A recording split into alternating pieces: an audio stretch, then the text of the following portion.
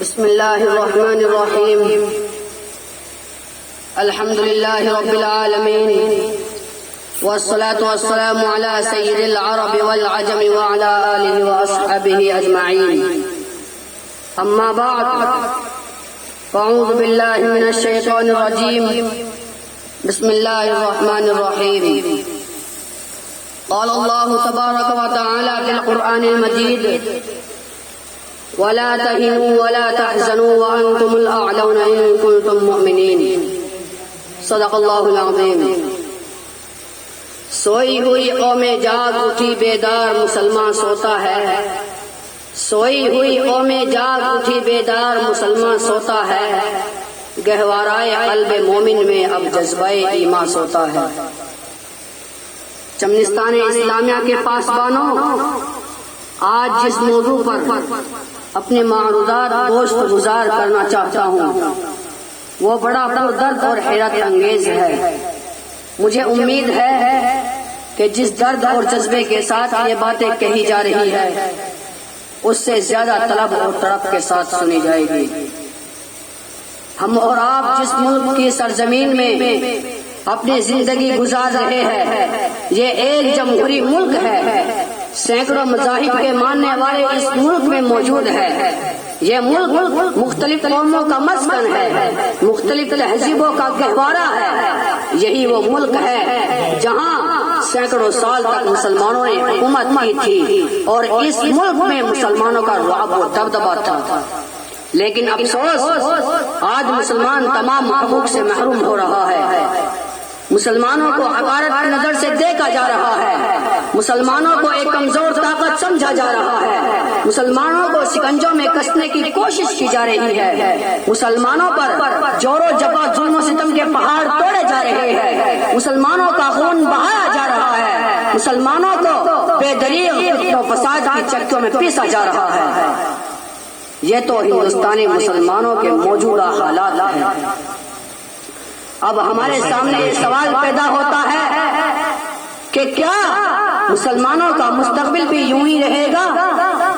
یہ سوال در حقیقت ایک عرصہ دراز سے ہر ہندوستانی مسلمان کے دل و دماغ میں گونج رہا ہے.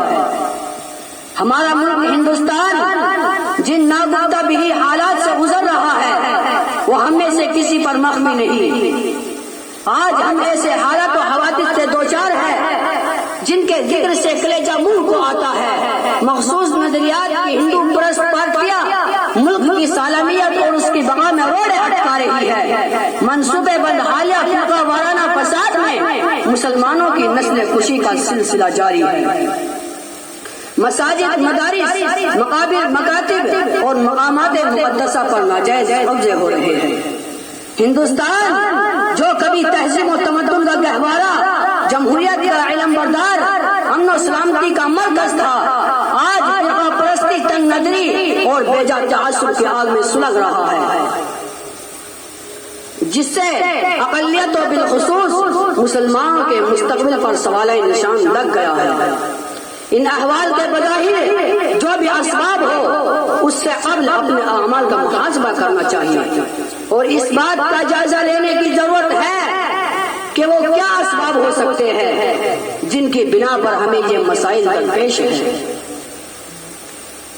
بھارت کے مسلم سپوتوں، آپ تھوڑی دیر کے لیے اپنے ذہن کو میدان بدر کی طرف لے چلے. تاریخ گواہ ہے کہ جنگ بدر میں مسلمانوں کو جو کامیابی ملی وہ صرف اس وجہ سے کہ ان کا رشتہ اللہ اور اس کے رسول سے انتہائی مستحکم و مضبوط تھا، ورنہ کامیابی کے جملے ظاہری اسباب مشرکین کے پاس تھے کیونکہ ادھر بڑے بڑے رؤسائے کفار موجود تھے. ان کے پاس تمام جنگی ہتھیار فراہم تھے.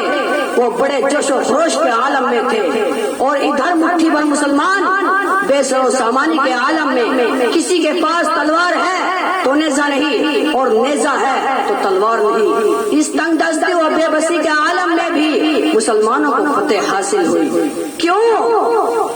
اس لیے کہ ان نفوس و قدسیہ کا ایمان مضبوط و مستحکم تھا.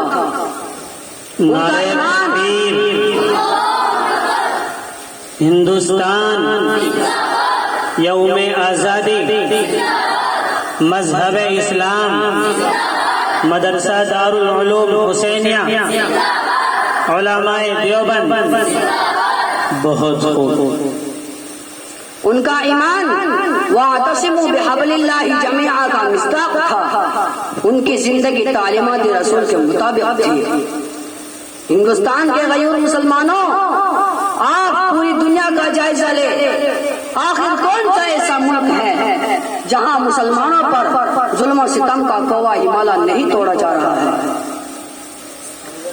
چنانچہ اسپیکر کہتا ہے، یعنی خطیب کہتا ہے، from America to Australia, from America to Britain, from Iran to Iraq, from Russia to Palestine, from Algeria to Chechnya, from Albania to Indonesia.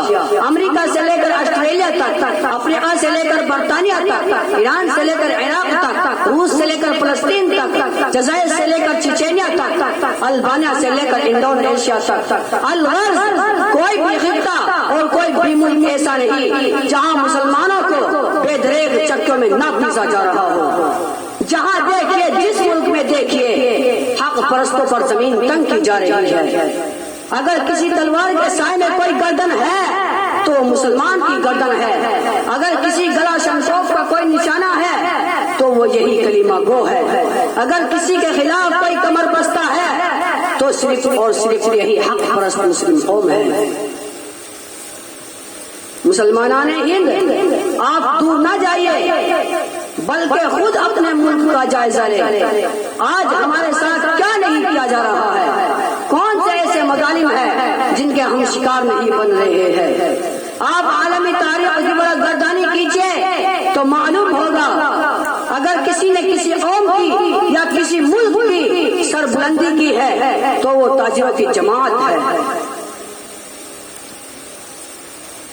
چنانچہ آزادی ہند کے وقت مسلمانوں کی صنعتی تجارتی کارخانے فیکٹریاں ترقی کی منزل پر گامزن تھی، لیکن آزادی کے بعد ان دشمنان اسلام نے مسلمانوں کی اہم صنعت و تجارت کو کمزور کرنا شروع کیا، اور یہ خفیہ سازشیں شروع کی کہ جن جن شہروں میں مسلمانوں کی اہم صنعت و تجارتی کارخانے فیکٹریاں ہیں، ان سب جگہوں پر فساد اور دنگوں کے شعلے بھڑکائے جائیں۔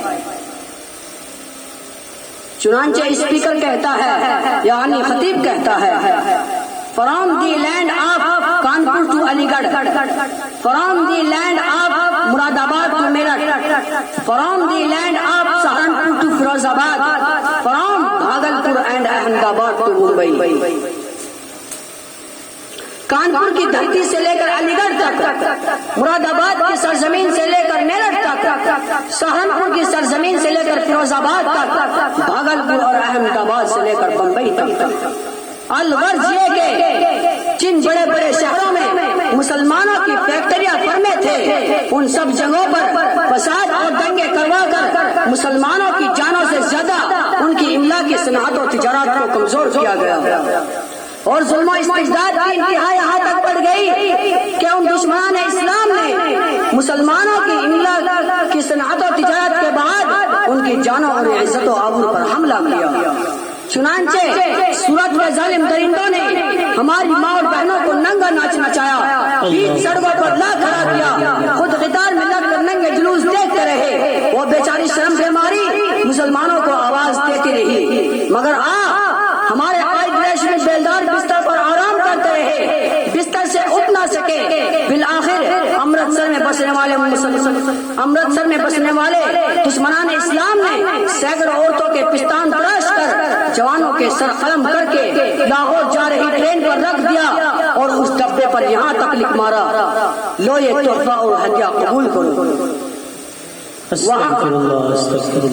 وہاں کی بہت سی دو شہزاؤں نے یہ شعر پڑھ کر خودکشی کر لی۔ شہر بنائے کیا سمجھ کر شاخ گل پر آشیا اپنا، بنائے کیا سمجھ کر شاخ گل پر آشیا اپنا، چمن میں آہ کیا رہنا چوہو بے آبرو رہنا۔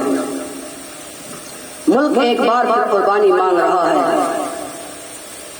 دوستو، آج کے اس تاریخی دن میں جسے جشن آزادی کہتے ہیں، تمام ہندوستانیوں کو اس خطرے سے آگاہ کر دینا چاہتا ہوں کہ ایک بار پھر آپ نے اپنے قلم سے، اپنی زبان سے، اپنی ذہانت و ذکاوت سے، اپنی ہوشیاری و تدبر سے، اپنی جان و مال سے نفرت و عداوت، فسادات اور ظلم و زیادتی کے خلاف اپنی آواز بلند کرتے رہنا پڑے گا، اور اس وقت تک یہ لڑائی جاری رکھنی پڑے گی جب تک اس ناسور سے ہندوستان کی سرزمین پاک نہ ہو جائے، ورنہ یاد رکھو وہ دن دور نہیں جب آپسی اختلافات، تعصب، نفرت و عداوت ہمارے ملک کو توڑ دے گی اور ہم پہلے کی طرح غلام بن جائیں گے۔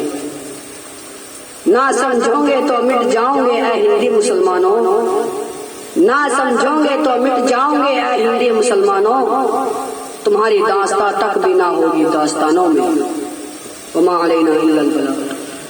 بہت خوب، ماشاءاللہ۔ یہ طالب علم حافظات کے سامنے آزادی کے متعلق تقریر پیش کر رہا تھا۔ بھارت ایک سویا ہوا شیر ہے، اس بات سے دشمن انجان ہے۔ بھارت ایک سویا ہوا شیر ہے، اس بات سے دشمن انجان ہے۔ ہم کمزوروں پر وار نہیں کرتے، یہ کہتا ہمارا ایمان ہے۔ ہم چاہے تو ایک دن میں اس دنیا سے ہمارے دشمن کو صفا کر دیں، لیکن ہم بار بار معاف کر دیتے ہیں، کیونکہ میرا بھارت مہان ہے۔ ہم